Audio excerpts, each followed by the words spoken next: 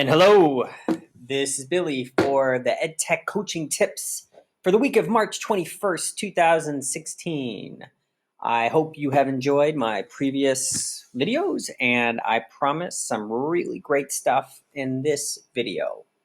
All right, for the teachers I work with, we are going to check in this week. We are going to talk about any successes or challenges you've faced with integrating technology in your courses. And we'll also look at our normal question, where do you see technology integrating into future lessons and projects? And, how can I be of assistance to make that more plausible for you? All right, we're going to look at the Google Translate extension as our Google Chrome Store tip of the week. And you might be thinking, Google Translate, yeah, I've known about it forever. However, I don't know if a lot of people are using the extension. The extension does something really cool that is very helpful for ELL students. And then the usable resource is something called mystorybook.com, which I think some of you are really going to like and might start using right away. All right, so let's take a look here. Google Translate. Google Translate, yeah, it's been around. It's one of those Google apps. It's been around for a while. However, this extension is very different from the website and then the Google app itself. What I really like about it is that once you install the extension, you can translate the entire website into pretty much any language Google has instantaneously. You don't have to copy and paste. You don't have to go to another website. You do everything right there. Let me show you. All right, so this is an assignment from a teacher that I belong to his class, and he does a lot of great stuff in Google Classroom. Mr. Shook, thank you very much. And you'll see I have installed the Google Translate extension right here. I am going to click it, and I am going to translate this page. And right now it defaults into translating into English. Well, I don't want it translated into English. I want it translated into Spanish.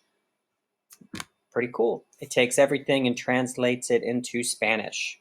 Now, you'll notice that these are screenshots. These screenshots are images, therefore they are not text, so they will not be translated. However, man, for a kid who's struggling, this, to be able to do everything in one window, pretty cool.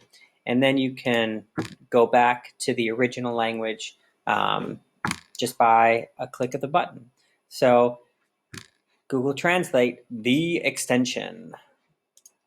All right, let me go back here and get into our main event, the usable tool of the week, mystorybook.com. So this is pretty cool. I'm just going to say that. What you can do as a student or teacher, you can pretty much create a story in very few steps, as it says. Not only can you write a story, a narrative, but you can do all sorts of expository writing and presentations and things like that. You build a story, it automatically saves, and you can even keep them by paying a small little fee to get a printable ebook.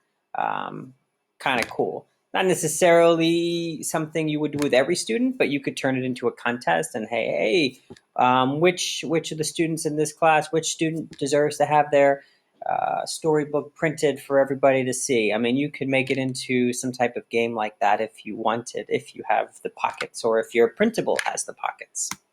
Let me go through some of the features. So for instance, you can insert images. You can have students do drawings right on the screen. Not only can you use images that they provide, but you can also upload images that you want to use. So if a student has an art piece they've done, or they find some clip art that they want to use, boom, that is something that you can personalize. You can share the storybooks very simply. You just, there's a little share button. You get the URL and post it, Google Classroom, Edmodo, whatever LMS or LMS type thing you use. Now, I don't endorse, I don't get paid by mystorybook.com. So there are a couple drawbacks. It is not connected to the Google Apps for Education or GAFE. Therefore, students have to create their own account to log in. And this can be kind of weird because in my district, we're a GAFE school system. So if a student creates an account, logs in, let's say they forget their password, there's no way they're going to be able to get the password resent to them because the students can only receive emails from people within our domain. Nevertheless, I would recommend the students use their district username, and then maybe you come up with a generic password for each class. So it's one less thing that students have to forget. Okay, getting into the site. There are no real formatting options. You can change font, you can change font size, you can do color backgrounds and things like that, but you can't center things, you can't add tables, you can't put videos in there. The not being able to center things kind of drove me a little bonkers, but I mean, it's really not a big deal. Maybe there is a way, I just haven't figured it out yet. All right, potential classroom uses. Obviously, you can write a narrative story, but not everybody teaches ELA.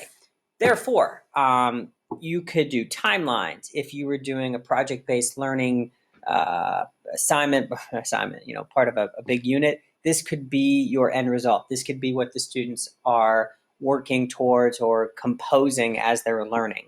I really like this. If you're in health, social studies, science, math, you can turn this into not necessarily a storybook, but an explanation book where the students are explaining how to do something, or they're telling a story about the American Revolutionary War, or even if they wanted to tell their own personal story, they could do something like that as well.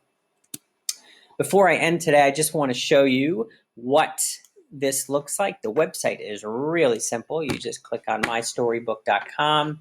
The teacher login's right there. You literally just say, all right, let's create a storybook, and you start from scratch. You can add items, you can add, they have all these different, icons ready to use. You can add your own images. I've started playing with a few. You can do drawing. I mean, if you want to do drawing, you can do drawing. You can change that up. You can obviously add text and change the font and the background color.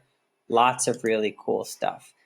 Let me show the library. So I've already started playing with this a little bit. I was starting to create a step-by-step of the American Revolution.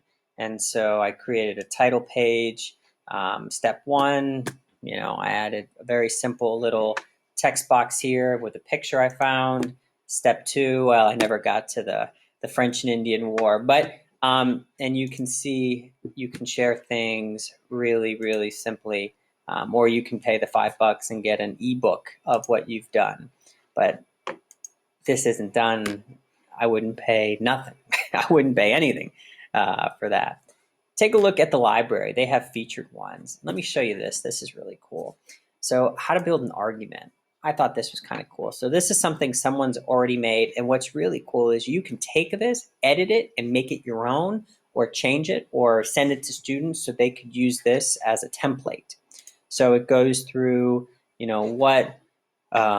what your essay should have when you're trying to argue something, and then you can literally fill in each of the pages with your own personal argument. So kind of cool, different way. It might change things up. Maybe you use Google Docs as your primary way of writing, and then you copy and paste things in here. But I think this would be a really cool way, especially with ELL students. You can make this really visual. Students can talk about themselves. I really see endless opportunities. And one of the nice things about the site is that it looks like, based upon what they've written in their blog and in their teacher notes, is that they're trying to make it better. And they're really looking for teacher feedback to what they can do to make this a more usable resource that all teachers can use. Well, that's it for me. I hope you enjoyed my tech tips, and I will see you next time. Have a great week. Bye.